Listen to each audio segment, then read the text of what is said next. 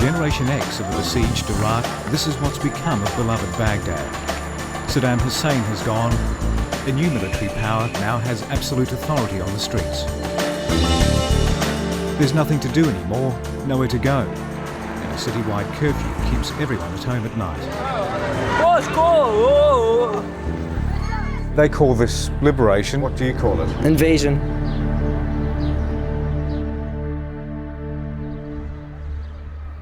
Two months ago, before the war, we brought together a group of students from Baghdad University. They were the nation's best and brightest, the future leaders of this country. But they had to be very careful about what they said to us. Ever present were minders from Saddam Hussein's Ministry of Information. If you want to say something's wrong, you can't. True or false? True or false? True and false. I mean, it depends. I mean, you would... I can't answer that. Just because Saddam Hussein stood against them and said, no, I'm not going to be one of what you want me to be. I'm going to be what I am. If someone of the Iraqi citizens doesn't like the president or he doesn't like the attitude of our government, he will say it. Well, that was before the war and the end of the regime. So what are they thinking about now? We found them trying to make sense of a city in turmoil.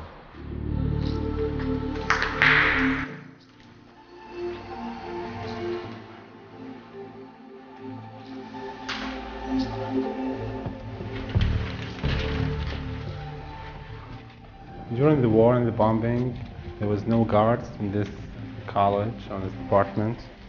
That's why it was opened for the thieves.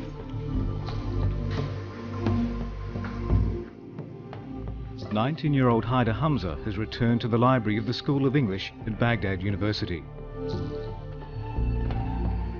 We were helpless before, and now we're even more helpless. Even as we speak, the looters are still moving through the campus. In the wake of battle, Iraqi civilians have turned on each other. Before the war, Haider displayed unflinching support for the only leader he's ever known, the man he claims earned 100% of the vote. Now you'd expect him to feel free to speak his mind. Do you accept that he gassed his own people? He what? Do you accept that he gassed the Kurds? He gassed the Kurds. Okay. No, I don't. Of course I don't accept it. Many people watching that first interview with you might be saying, he's not being completely truthful. You're scared, you're oppressed, you're frightened to tell the truth. Were you being completely forthcoming with us? Not 100%, no. Which bit were you telling? Well, let's say it was 90% or even more than that. So which is the 10% you weren't truthful to us about? I even criticized him, I remember that. I said he's not idle, I said he got his own negative points.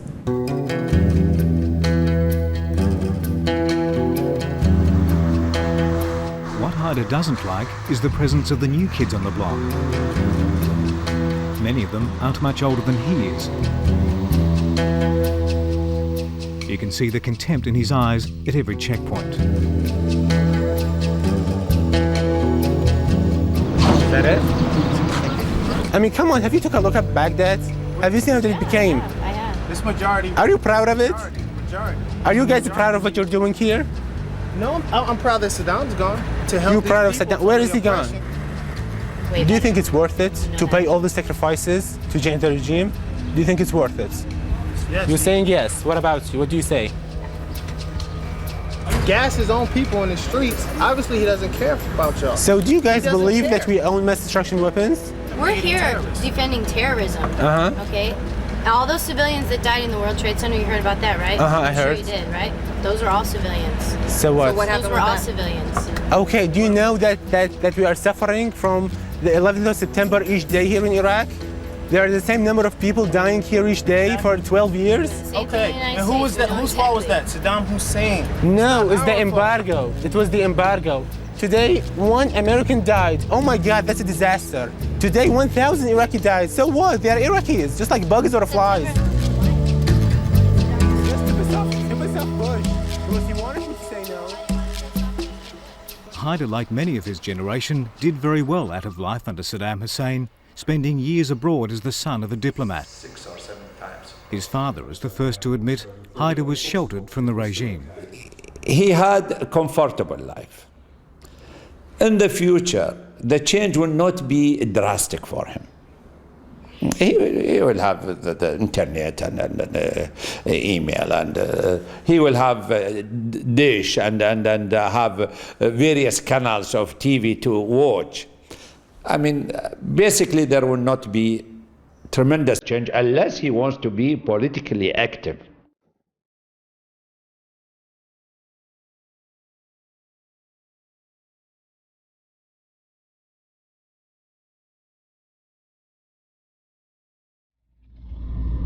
They destroyed our country, that's all. What is it?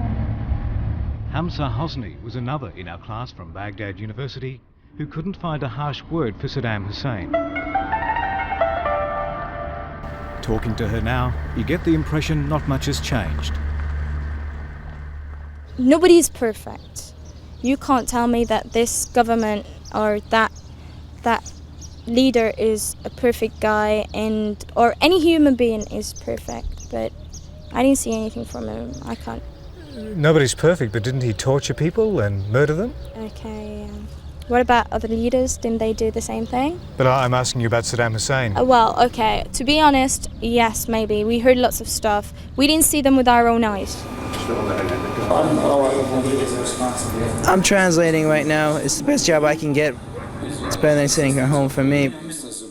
When we met Uday Saddik before the war, he told us that Americans had a distorted picture of what was happening in Iraq.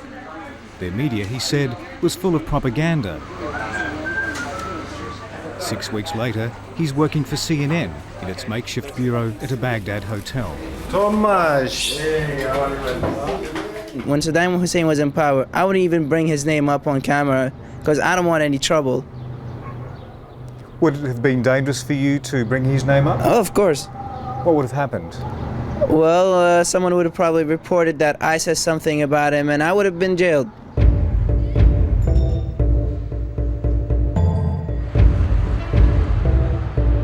"12 years of economic sanctions have hardened this generation of Iraqis in their formative years.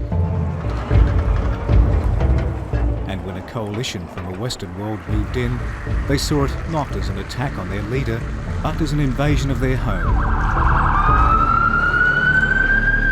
As they see it, the Americans are big on promises, but things had better improve soon.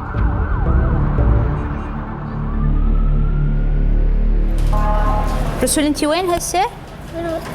بالمستشفى عافية شنو صار بيك؟ Dr. Maysa Zhu is 2 years out of medical school. In her short professional career, she's known nothing but shortages from sanctions. It is a serious operations and we have deficiency of anesthetic drugs here.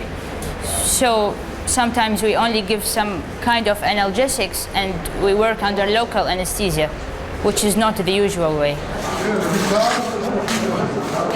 And in her whole life, Mace has known nothing but Saddam Hussein.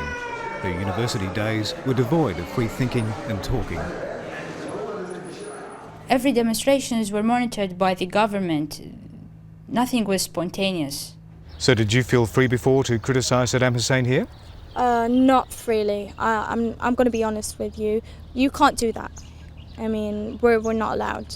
I mean, you'd be afraid.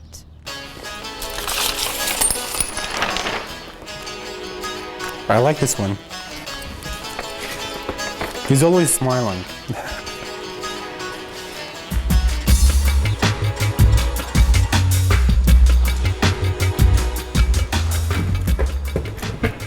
It's always America. Someday the whole world will be just America.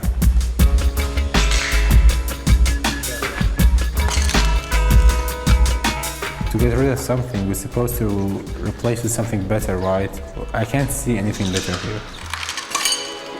Now here's Bush and Saddam.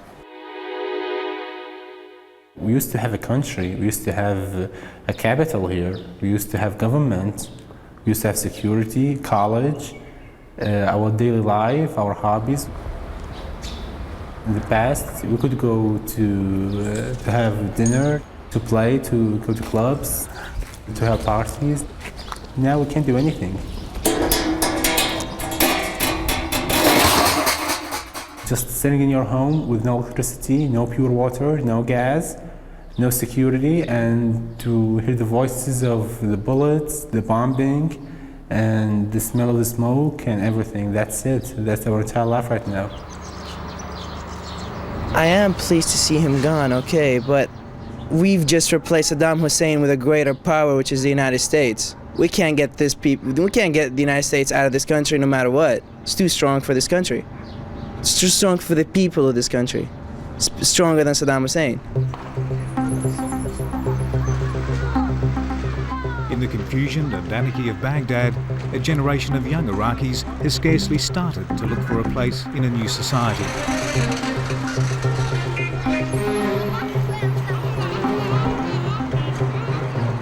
Their parents have not seen such radical change in their own lifetimes. After decades of tyranny and oppression, Iraq may be free, but the future leaders of this nation still harbour suspicion and distrust.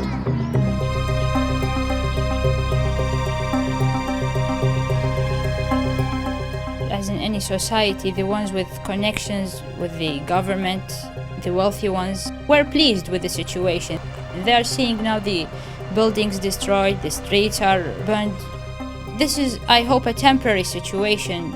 I think they will change their mind when they say that better life will be coming. But it's normal that wealthy students want that life because they had their connections with the regime.